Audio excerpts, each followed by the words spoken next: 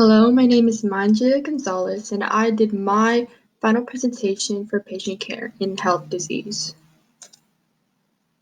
So to start off, I'm going to talk about what I like about this class and my future hopes to do for rotations. So I really enjoyed doing the interactive simulations and listening to the lectures that STEM provided from the professionals, and I felt that I learned a lot hearing from people who came from specialized fields, as well as being interactive with the simulation. Comparing it to a class where we usually do busy work and writing, I think that this class did a great job in incorporating us and making us learn. I also hope that I will be able to observe the cardiothoracic field as well as the pediatric field. How humans are born and their first functions really interest me, as well as how the heart keeps us going. I hope to be able to watch thoracic surgery to see how the heart works firsthand and how diseases can affect its functionality. So the topic of interest I did today are the heart and heart diseases. Basically, the heart, or in medical terms myocardium, is a muscle that pumps blood received from veins into arteries to distribute the blood all throughout the body. It's an essential part of our body that keeps us alive and going, and without it, it will be nearly impossible to live without the help of an artificial heart. To me, the importance of the heart and the complexity behind it interests me, and I really want to go into the field in order to study the heart and lungs extensively. So, why I chose this topic? I chose this topic because the heart and its functions really interest me, as I said in the last slide. My mother also worked in the cardiovascular field, and whenever she told me stories of her surgeries, it had really interested me, even at a young age. Because of this, I want to deepen my knowledge on the issues of the heart and how it works. So, here's the basic anatomy of the heart.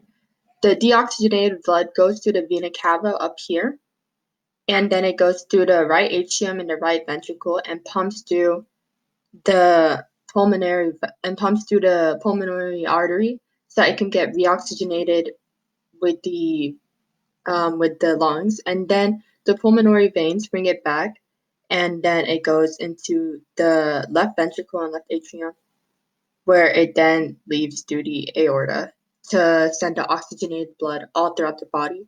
And here are the layers of the heart's membranes.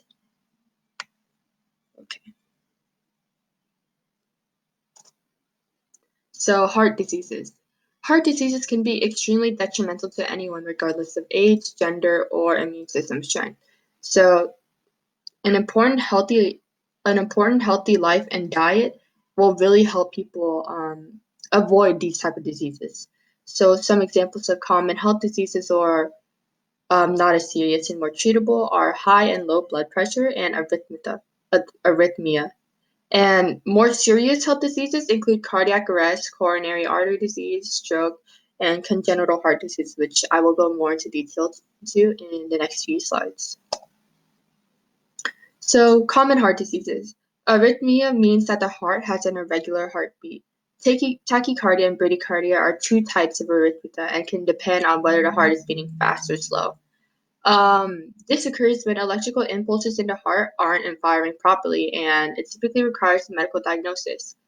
If you show signs of arrhythmia, it can also lead to many other heart diseases or imply that you are suffering from another heart disease. So, high and low blood pressure is also something that many middle and older age adults suffer from. Sometimes it can indicate a more serious health problem, but it can also be possible to suffer from these alone.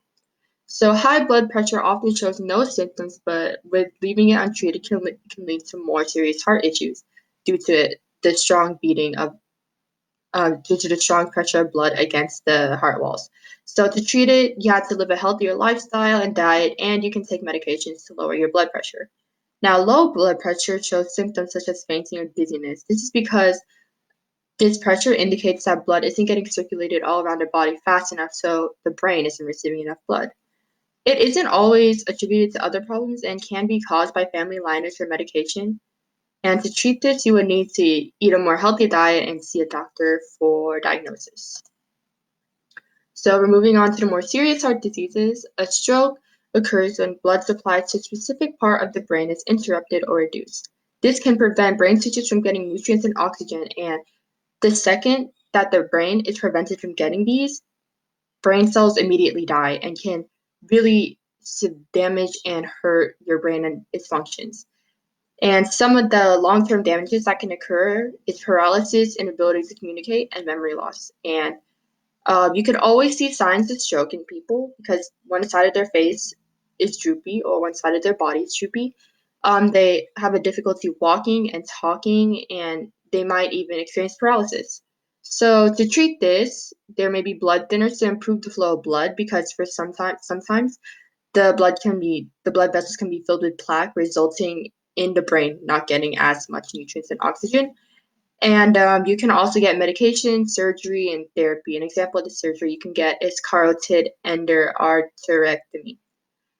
Another serious heart disease is cardiac arrest, and it's the sudden and unexpected loss of heart function, breathing, and consciousness. And it can occur from an electrical disturbance in the heart. So there can be an electrical misfiring, and you can see this by loss of consciousness and unresponsiveness. To treat this, you have to be as fast as possible. If you don't treat it immediately, there's a large chance that someone can die, and it's the leading cause of death for almost all populations around the world. So to treat this, you will need immediate CPR, a defibrillator to send an electric impulse to the heart, drugs, an implantable device, and surgery. So continuing on with heart diseases, congenital heart diseases are basically abnormalities in the heart that occur before birth. And this is one of the most common birth defects and can change the way the blood flows to the heart, which is very critical in one's survival. So you can see symptoms of this in babies and abnormal heart rhythms, blue tinted skin, shortness of breath, swollenness, and etc. Treatments may be medication to lower the heart rate, pressure, heart devices, catheter procedures, and surgery, and even a heart transplant. Um, Many babies, when they come out, they come with these birth defects and have to stay in ICU.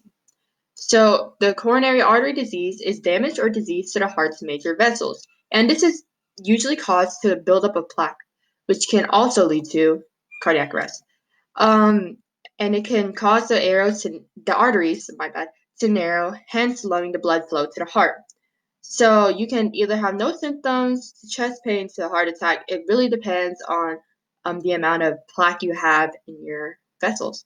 So treatment can include coronary bypass surgery, improving lifestyle, medication, angioplasty, and surgery. And coronary bypass surgery is basically when they take um, a vein from another part of your body and then they bypass the blockage so that the blood can still flow through without difficulty. Okay, the end. And here are my sources. Thank you so much.